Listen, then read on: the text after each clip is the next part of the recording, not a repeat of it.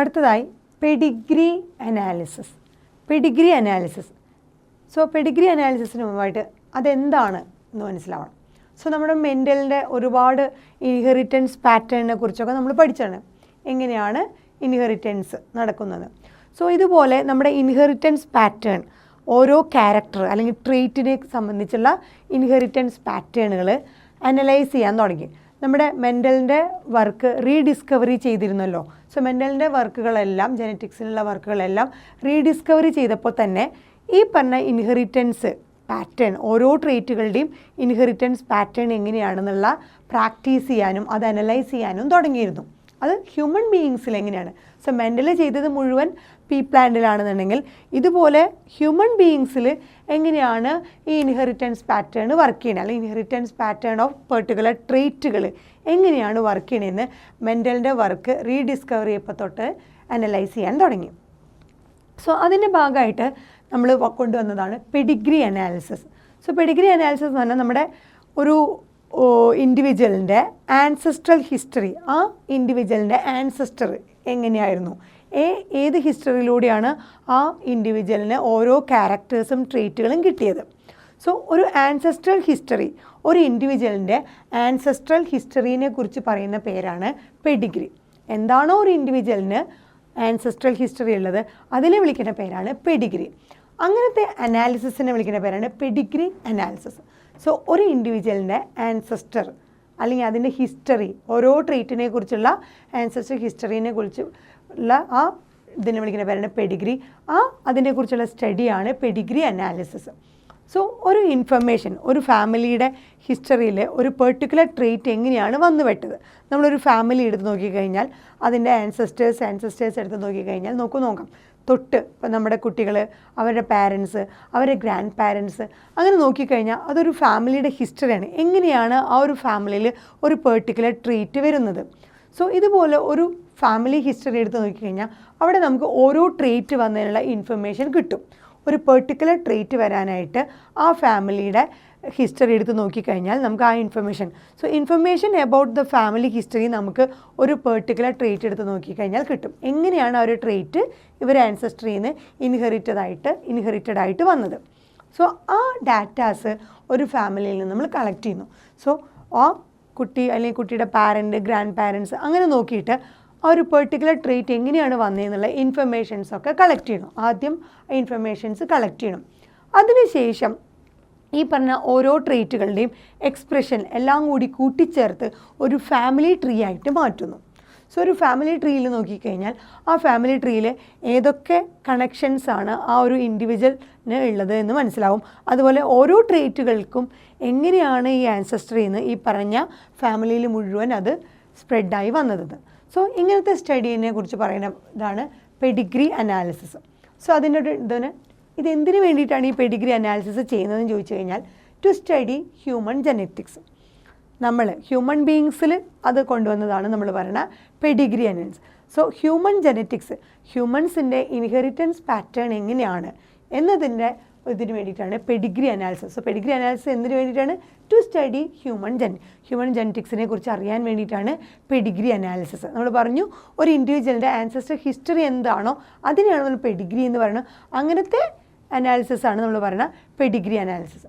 ഇനി എന്താണ് പെഡിഗ്രി അനാലിസിസിൻ്റെ ഒരു ഡെഫിനിഷൻ എന്ന് പറഞ്ഞു കഴിഞ്ഞാൽ an analysis of trait, അതായത് character, an analysis of traits in several generations of a family. ഒരു ഫാമിലിയിലുള്ള ഒരു ട്രെയ്റ്റുകൾ അല്ലെങ്കിൽ ക്യാരക്ടറിൻ്റെ എത്ര ജനറേഷനിൽ അത് റിപ്പീറ്റഡ് ആയിട്ട് വരുന്നു അതിൻ്റെ അനാലിസിസിനെ വിളിക്കുന്ന പേരാണ് Pedigree analysis. So pedigree analysis എന്ന് പറഞ്ഞാൽ an analysis of traits in several generation of a family. So ഫാമിലിയിൽ എല്ലാ ജനറേഷനിലും എങ്ങനെയാണ് ഈ പെർട്ടിക്കുലർ ട്രെയ്റ്റുകൾ അല്ലെങ്കിൽ ട്രെയ്റ്റ്സുകൾ വന്നത് എന്നുള്ള അനാലിസിസിനെ വിളിക്കുന്ന പേരാണ് പെഡിഗ്രി അനാലിസിസ്. ഇനി ഈ പറഞ്ഞ നമ്മൾ ഇൻഹെറിറ്റൻസ് പാറ്റേൺ, ഹ്യൂമൻ ബീയിങ്സിൽ ഇൻഹെറിറ്റൻസ് പാറ്റേണിന് വേണ്ടിയിട്ടാണ് ഈ പെഡിഗ്രി അനാലിസിസ് വന്നത്. So inheritance of a particular trait, ഒരു പ്രത്യേക ക്യാരക്ടറിൻ്റെ inheritance is represented in the family tree over generation. നമ്മളൊരു പെർട്ടിക്കുലർ ട്രെയ്റ്റ് ആ ഫാമിലി ഹിസ്റ്ററി എടുത്ത് നോക്കിക്കഴിഞ്ഞാൽ നമുക്ക് കാണാൻ പറ്റും എങ്ങനെയാണ് ഇൻഹെറിറ്റൻസ് പാറ്റേൺ വന്നത്.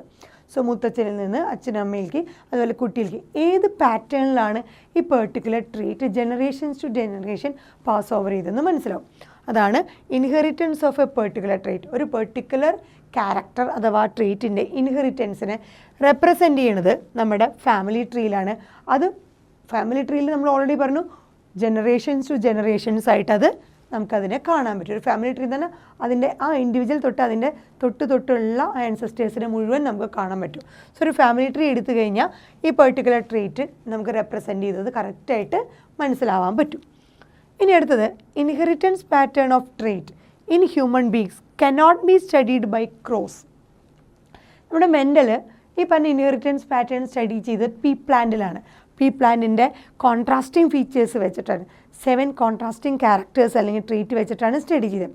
അതുകൊണ്ട് അതിനെ സെൽഫ് പോളിനേഷനും ക്രോസ് പോളിനേഷൻ ചെയ്ത് കൺട്രോൾഡ് ക്രോസിംഗ് എക്സ്പെരിമെൻറ്റുകളാണ് മെൻ്റൽ. സോ മെൻ്റൽ ഡിസൈഡ് ചെയ്യുന്ന പോലത്തെ ക്രോസിംഗ് എക്സ്പെരിമെൻറ്റുകളാണ് ഈ പറഞ്ഞ പീ പ്ലാന്റിൽ ചെയ്തത്. പക്ഷേ അതുപോലത്തെ ഒരു ക്രോസിംഗ് എക്സ്പെരിമെൻറ്റ് ഹ്യൂമൻ ബീങ്സിൽ ഒരിക്കലും സാധ്യമല്ല. അതാണ് ഇവിടെ പറയുന്നത് ഇൻഹെറിറ്റൻസ് പാറ്റേൺ ഓഫ് ട്രെയിറ്റ്. ഈ മനുഷ്യന്മാരിൽ ഹ്യൂമൻ ബീങ്സിൽ ഈ പറഞ്ഞ ട്രേറ്റുകളുടെ inheritance pattern cannot be studied by cross. മറ്റു ഓർഗാനിസത്തിൽ ചെയ്യുന്ന പോലെ ഹ്യൂമൻ ബീങ്സിൽ ഇങ്ങനെ ക്രോസിംഗ് എക്സ്പെരിമെൻറ്റ് വഴി ഇതുപോലെ ഇൻഹെറിറ്റൻസ് പാറ്റേൺ അല്ലെങ്കിൽ ട്രീറ്റുകളെ കുറിച്ച് നമുക്ക് സ്റ്റഡി ചെയ്യാൻ പറ്റില്ല. കാരണം എന്തുകൊണ്ടാണ്? അതിനുള്ള കുറച്ച് റീസൺസ് ആണ്. Controlled crosses cannot be perform. Human ബീങ്സിൽ ഒരിക്കലും ഈ പറഞ്ഞ ക്രോസിംഗ് എക്സ്പെരിമെൻറ്റ് കൺട്രോൾഡ് ആയിട്ട് പീ പ്ലാന്റിലോ മറ്റു ഓർഗാനിസത്തിലോ ചെയ്യുന്ന പോലെ ഹ്യൂമൻ ബീങ്സിൽ കൺട്രോൾഡ് ക്രോസസ് ഒരിക്കലും പെർഫോം ചെയ്യാൻ പറ്റില്ല. രണ്ടാമത്തെ reason the progeny produce is very small. നമ്മുടെ പീ പ്ലാന്റ് അല്ലെങ്കിൽ മറ്റു ഓർഗാനിസത്തിലാണെങ്കിൽ അവിടെ ഉണ്ടാവുന്ന ഓസ്പ്രിങ്സ് അല്ലെങ്കിൽ പ്രോജനി ഒരുപാട് നമ്പർ ഉണ്ടാവും. എത്രയാണെന്ന് വെച്ചാൽ നമ്മൾ സാധാരണ ഹ്യൂമൻ ബീങ്സിൽ ഇഷ്ടംപോലെ കൂടുതൽ നമ്പേഴ്സ് ഒരു പ്ലാന്റിലുണ്ടാവും. പക്ഷേ നമ്മുടെ ഹ്യൂമൻ ബീങ്സിലാണെങ്കിൽ അവിടെ പ്രൊഡ്യൂസ് ചെയ്യുന്ന പ്രോജനി അല്ലെങ്കിൽ ഓസ്പ്രിങ് വെരി സ്മോൾ, ചിലപ്പോൾ യൂഷ്വലി 1, 1 or 2 അതിൽ കൂടുതൽ നമുക്ക് പ്രോജനീനെ ഇല്ല. സോ ഫസ്റ്റ് ഓസ്പ്രിങ് എന്ന് പറഞ്ഞാൽ F1 എന്ന് പറഞ്ഞാൽ ഒരു പ്രോജനി തന്നെ ഉണ്ടാവുള്ളൂ. പിന്നെ രണ്ടാമത് അത് മാത്രമല്ല ഇതിനൊരുപാട് ടൈം എടുക്കും and takes a long time. So controlled cross എക്സ്പെരിമെൻറ്റുകൾ ഒരിക്കലും ഹ്യൂമൻ ബീങ്സിൽ നടത്താൻ പറ്റില്ല. രണ്ടാമത്തത് ഈ പ്രോജനി പ്രൊഡ്യൂസ് ചെയ്യുന്നത് വെരി സ്മോൾ, ഒന്ന് തന്നെ ഉണ്ടാവും, യൂഷ്വലി 1 മാത്രമേ ഉണ്ടാവുള്ളൂ. പിന്നെ and takes a long time. ഈ പറഞ്ഞ ഒരു പ്രോജനി ഉണ്ടാവാൻ തന്നെ ഒരുപാട് ടൈം എടുക്കും. നമ്മുടെ പീ പ്ലാന്റിൽ നമ്മൾ പറഞ്ഞു ലൈഫ് സൈക്കിൾ പെട്ടെന്ന് കംപ്ലീറ്റ് ചെയ്യണതായിരുന്നു. അതുപോലെ നമ്മൾ വേറെ ഓർഗാനിസത്തിൽ നോക്കിക്കഴിഞ്ഞാലും അവരുടെ ലൈഫ് സൈക്കിൾ ഈസിലി കംപ്ലീറ്റ് ചെയ്യുന്ന ഓർഗാനിസത്തിലൊക്കെയാണ് നമ്മൾ ജെനറ്റിക്സിൻ്റെ എക്സ്പെരിമെൻറ്റ് ചെയ്തത്. നമ്മുടെ ഡ്രോസോഫില്ലയുടെ ഒക്കെ 2 weeks കൊണ്ട് കഴിയുന്നുണ്ട്. ബട്ട് ഇവിടെ അങ്ങനെയല്ല. ഒരു ഹ്യൂമൻ ബീങ്സിൽ ഒരിക്കലും ആ പ്രോജനിയുടെ ആ ലൈഫ് സൈക്കിൾ അത്ര പെട്ടെന്ന്. സോ ലോങ് ടൈം എടുത്തിട്ട് വേണം ഒരു പ്രോജനീനെ തന്നെ പ്രൊഡ്യൂസ് ചെയ്യാൻ. അതുകൊണ്ട് തന്നെ കൺട്രോൾഡ് എക്സ്പെരിമെൻറ്റുകളും അതുപോലെ നമ്പർ ഓഫ് പ്രോജനി വളരെ കുറവ്, അതായത് ഒരെണ്ണം മാത്രമേ പ്രോജനി ആയിട്ടുണ്ടാവുള്ളൂ. അതുകൊണ്ട് തന്നെ ഒരുപാട് സമയം എടുക്കുന്നതുകൊണ്ടും ഇങ്ങനത്തെ എക്സ്പെരിമെൻറ്റിൽ ക്രോസിംഗ് എക്സ്പെരിമെൻറ്റ് ഹ്യൂമൻ ബീയിങ്സിൽ സാധ്യമല്ല. സോ ഹ്യൂമൻ ബീയിങ്സിൽ നമ്മൾ ഈ പറഞ്ഞ ഇൻഹെറിറ്റൻസ് പാറ്റേൺ എങ്ങനെയാണ് ഒരു ട്രീറ്റ് അല്ലെങ്കിൽ ക്യാരക്ടർ വന്നതെന്നുള്ള ഇൻഹെറിറ്റൻസ് പാറ്റേൺ അതിലൊരു പെർട്ടിക്കുലർ ട്രീറ്റിനെ കുറിച്ച് മാത്രമാണ്, ഒരു സ്പെസിഫിക് ട്രീറ്റ് എന്താണ് അതിനെക്കുറിച്ച് മാത്രമാണ് നമ്മൾ ഹ്യൂമൻ ബീയിങ്സിൽ പഠിക്കണം. ആ ട്രീറ്റ് എന്ന് പറയുന്നത് ഒരു അബ്നോർമാലിറ്റി ആവാം അല്ലെങ്കിൽ ഒരു പെർട്ടിക്കുലർ ഡിസീസ് ആവും. സോ ഒരു ഫാമിലി ട്രീയിൽ ആൻസസ്റ്ററിൽ നിന്ന് ഇപ്പോഴുള്ള ജനറേഷൻ വരെ എങ്ങനെയാണ് ഒരു പെർട്ടിക്കുലർ ട്രീറ്റ് അല്ലെങ്കിൽ സ്പെസിഫിക് ട്രീറ്റ് എന്നിവിടെ ഉദ്ദേശിക്കുന്നത് ചിലപ്പോൾ എന്തെങ്കിലും അബ്നോർമാലിറ്റിയോ അല്ലെങ്കിൽ എന്തെങ്കിലും ഡിസീസുകൾ എങ്ങനെയാണ് ആ പറഞ്ഞ ആൻസസ്ട്രിയിൽ നിന്ന് ഇപ്പോഴുള്ള ജനറേഷനിലേക്ക് പാസ് ഓവർ ചെയ്ത് വന്നത്, അല്ലെങ്കിൽ എങ്ങനെയാണ് ഓരോ ജനറേഷനിൽ അത് എങ്ങനെയാണ് എക്സ്പ്രസ് ചെയ്യുന്നത്, അതുകൊണ്ട് എന്തുകൊണ്ട് എക്സ്പ്രസ് ആവുന്നില്ല എന്നീ കാര്യങ്ങളെക്കുറിച്ചുള്ള സ്റ്റഡിയാണ് നമ്മൾ പറയുന്നത് പെഡിഗ്രി അനാലിസിസ്. സോ ഹ്യൂമൻ ബീയിങ്സിൽ പറഞ്ഞ പീ പ്ലാന്റിലോ മറ്റു ഓർഗാനിസത്തിലോ ചെയ്യുന്ന പോലെയുള്ള കൺട്രോൾഡ് എക്സ്പെരിമെൻറ്റുകൾ അല്ലെങ്കിൽ ക്രോസിംഗ് എക്സ്പെരിമെൻറ്റിൽ പറ്റില്ല. പക്ഷേ അവിടെ ഒരു പെർട്ടിക്കുലർ ട്രീറ്റിനെ കുറിച്ച് മാത്രമേ നമ്മൾ പഠിക്കുള്ളൂ. എങ്ങനെയാണ് ഒരു പെർട്ടിക്കുലർ ഡിസീസ് അല്ലെങ്കിൽ അബ്നോർമാലിറ്റി ആ ജനറേഷൻ ടു ജനറേഷൻ അത് മാറി വന്നത്. ചില ജനറേഷനിൽ അത് എക്സ്പ്രസ്ഡ് ആവാം, ചില ജനറേഷനിൽ ആ പെർട്ടിക്കുലർ ക്യാരക്ടർ അല്ലെങ്കിൽ ഡിസീസ് എക്സ്പ്രസ്ഡ് ആവാതിരിക്കാം. ഇതൊക്കെ എങ്ങനെയാണെന്നുള്ളതാണ് നമ്മൾ പെഡിഗ്രി അനാലിസിസിലൂടെ പഠിക്കാൻ പോകുന്നത്.